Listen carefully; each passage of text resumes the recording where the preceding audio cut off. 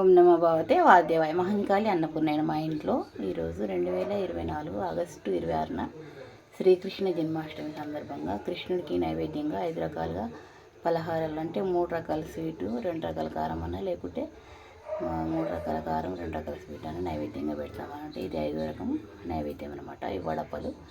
ఈ వడపలు ఎలా చేయాలో మీకు తెలుసుకోవాలంటే మహంకాళి అన్నపూర్ణ రుచులు అనే నా ఛానల్లో ఉంటుంది, తప్పకుండా చూడండి.